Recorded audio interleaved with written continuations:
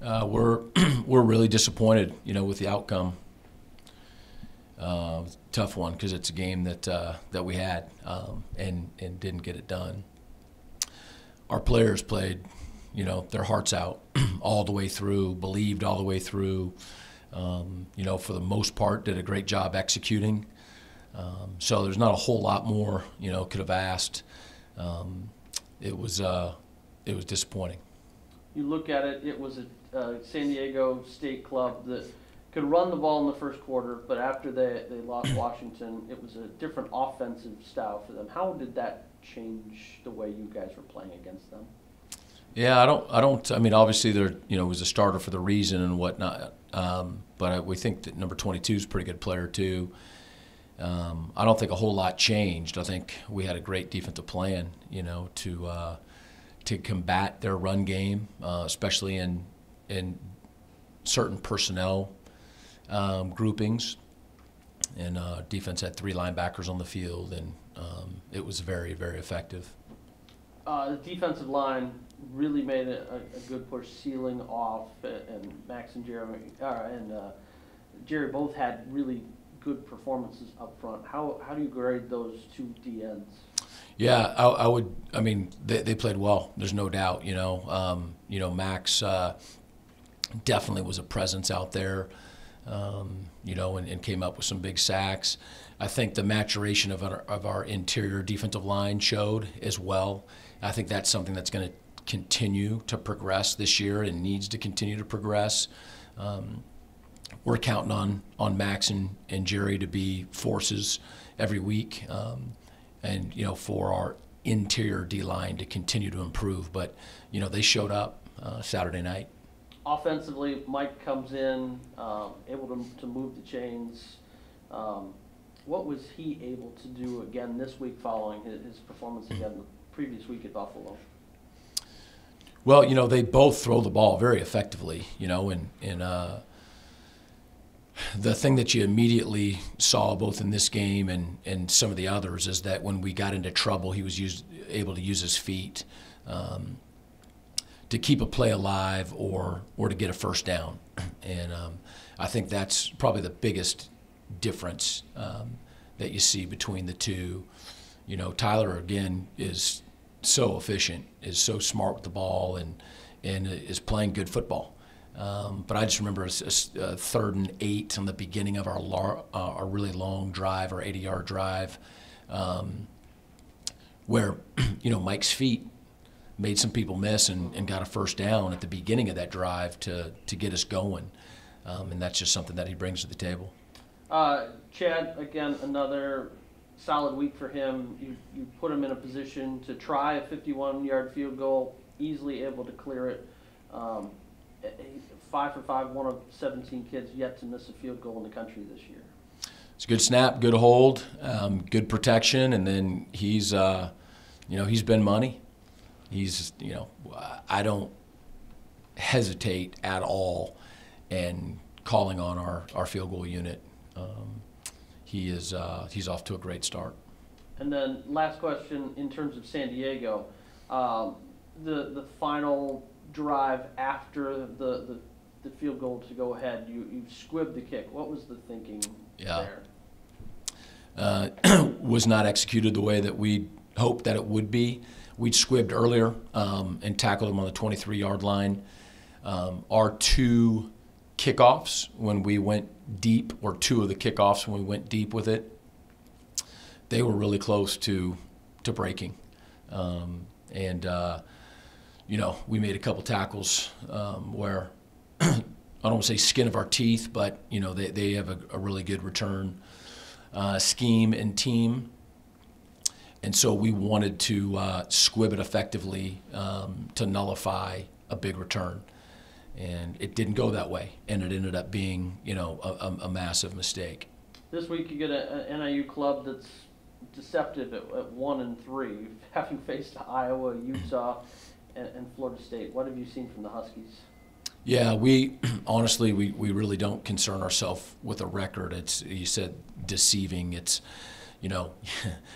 we know that NIU has been the most dominant program in the MAC conference, and I don't know the exact years, but probably the last couple decades.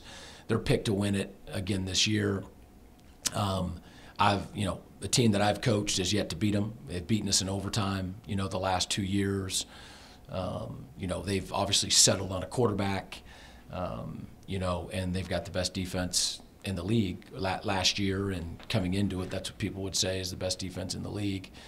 And so, we know that we're going to be facing the best in our league.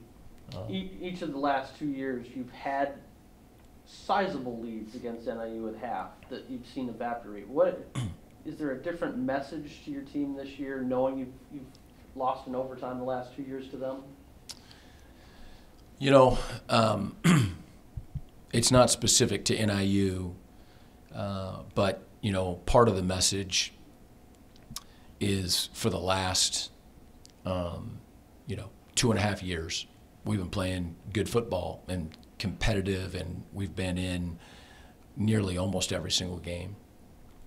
And we had a breakthrough, 2.5 years ago to get to that point. And what our program is ready for and needs to do is have another breakthrough, and that is to play, winning football consistently. And so whether it's NIU or San Diego State, the Chicago Bears, or Roosevelt High School in Seattle, Washington, I think that's, the next step that we need to take. And then after 3 weeks on the road, a chance to finally come back home where your team hasn't played since game 1, just the special ability to finally not be on the road for a change. Yeah, we're fine with being on the road. I don't think that hurts us in any way. I love it when the whole team can be. I love it when our fans can be here. I love playing in the factory. There's no doubt I like playing at home, but we're going to play, wherever they tell us to play. It seems like a long time, since we've been at home, and so we're definitely excited about that, and would hope that people would come out, and support their team. The second half defense is just miles ahead of what is happening in the first half. What is going on in the second half that we can hopefully translate into the first half? You're allowing less than 175 yards in the second half for the past 3 games, and it's just a different story in the first. What do you think is going on there? Well, there's always something to be said, for defensive adjustments at halftime.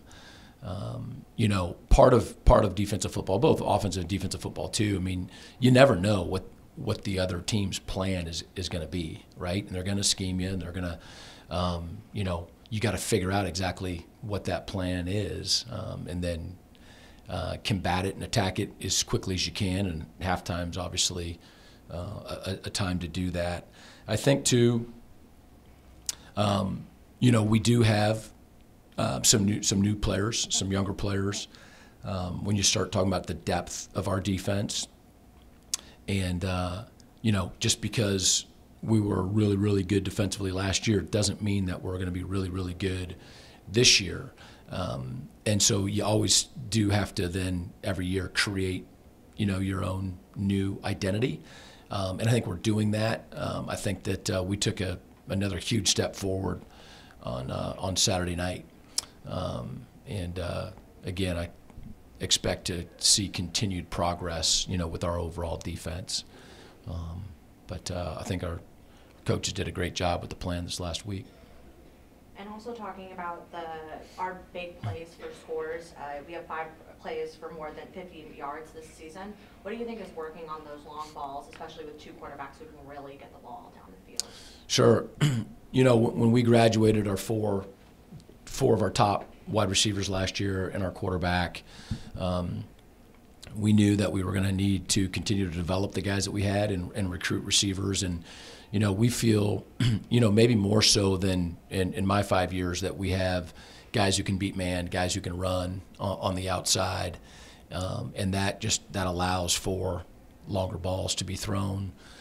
It allows for creating more space on the underneath balls. And so I think our wide receivers' ability to beat man and to run, and again, with the quarterback's accuracy, with the time to throw, all of those things are necessary and go together.